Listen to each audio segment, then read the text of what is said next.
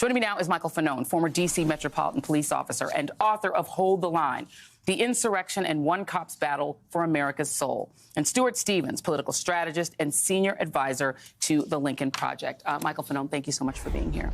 Yes, ma'am. So let's talk about this, because there were a few things about this that literally infuriated me as I listened to Donald Trump in Ohio over the weekend. But one of the most galling was his promise to release into American civil society hundreds, and I guess at this point more than 1,000, incarcerated January 6th defendants. Let me play for you what you said about those people, and you confronted one of them who's now incarcerated for trying to assault you. This is how you testified before Congress.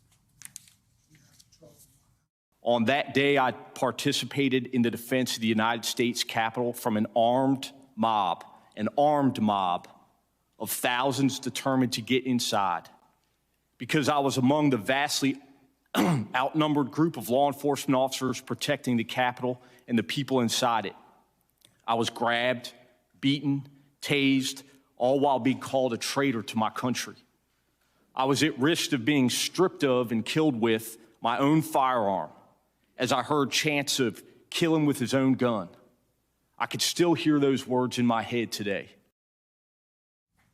One of the men who did that to you is named Daniel DJ Rodriguez. He's serving 12 years and 7 months behind bars. Trump says he's going to let him out. What do you make of his plan to do that? It's outrageous. But again, I think we've all said the words outrageous, disgusting, disgraceful so many times when it comes to Donald Trump and the things that he says and does. I just think it's important that we reiterate to Americans, potential Trump supporters, who these people are, who the individuals incarcerated for their crimes on January 6th are. These are individuals who violently attacked law enforcement officers at the Capitol. And if that's something you support, is the release of those individuals, I think you've got, more issues than just your supporting Donald Trump. I mean, you serve as a law enforcement officer. You were doing your job when you showed up. It actually wasn't your job. You're a Metropolitan Police officer. You weren't a Capitol Police officer. You answered the call to come and help people, to try to chip in and help. When you hear Donald Trump, he's now changed the national anthem. He doesn't play the regular national anthem or get someone to sing the national anthem. He plays those people who are locked up for assaulting you and other officers. He plays that as the national anthem and then does this announcement about the wrongfully incarcerated hostages. He uses the term hostages.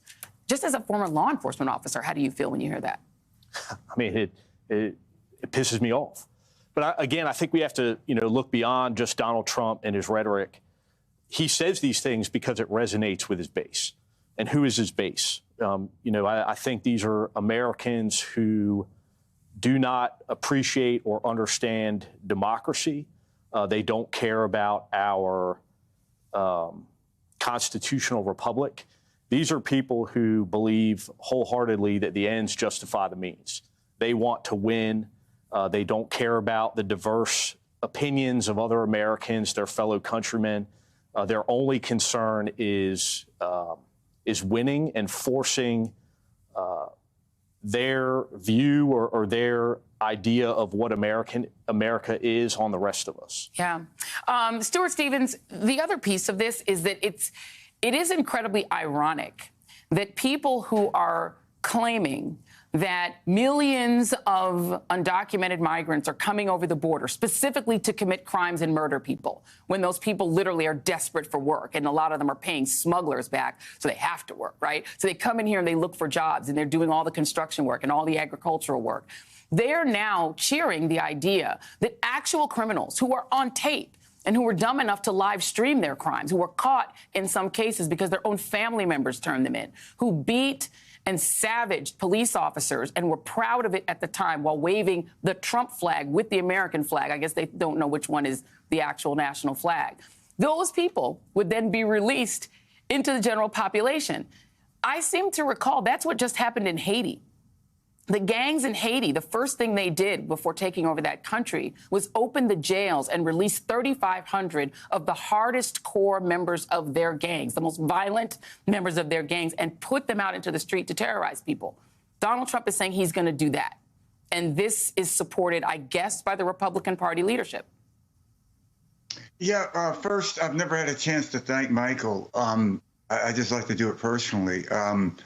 That was extraordinarily courageous stand that you and your other officers took. And if you haven't read his book, it really is a hell of a book.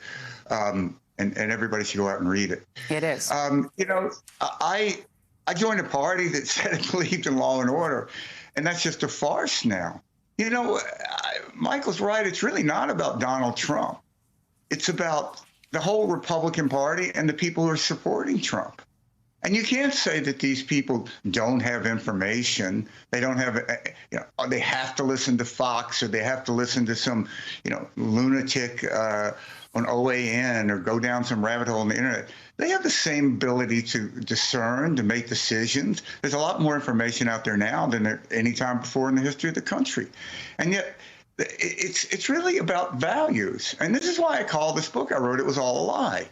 Because I don't know any other conclusion to come to that you say all these things that we said in the Republican Party, character counts, law and order, support the blue, all of these things, they were just marketing slogans.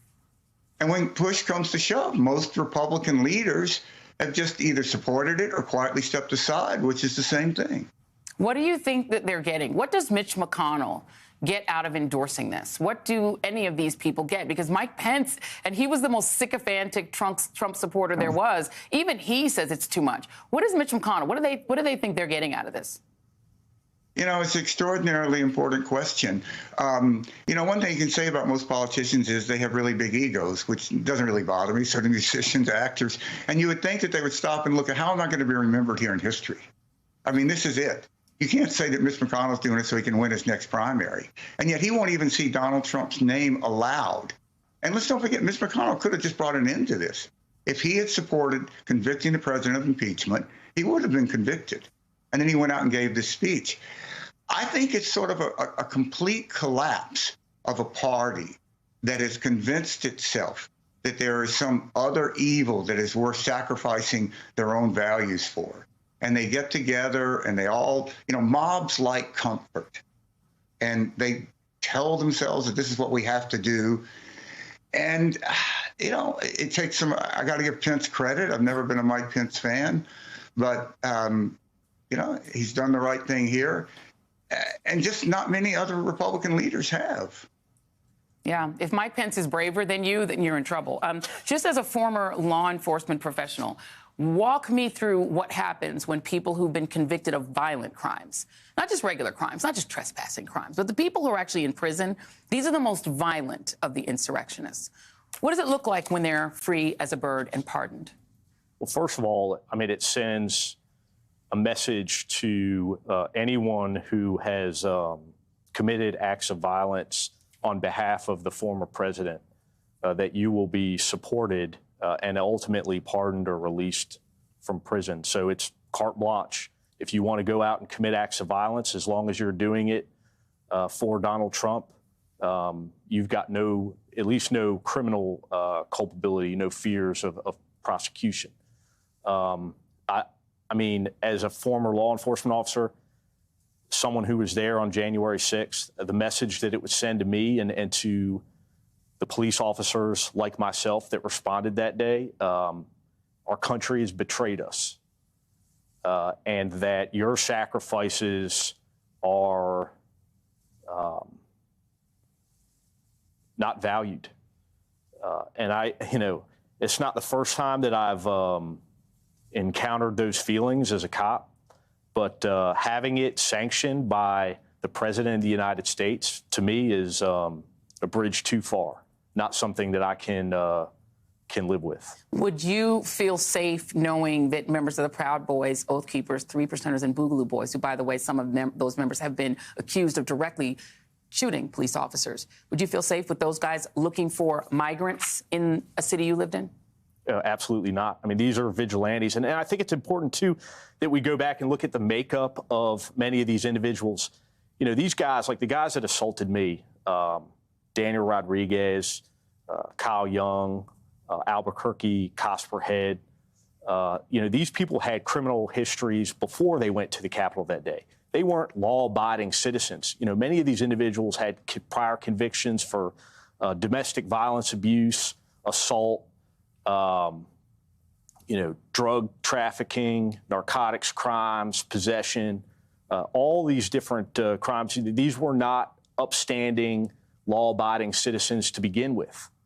So the idea that you would have them playing a role as law enforcement officers in this country is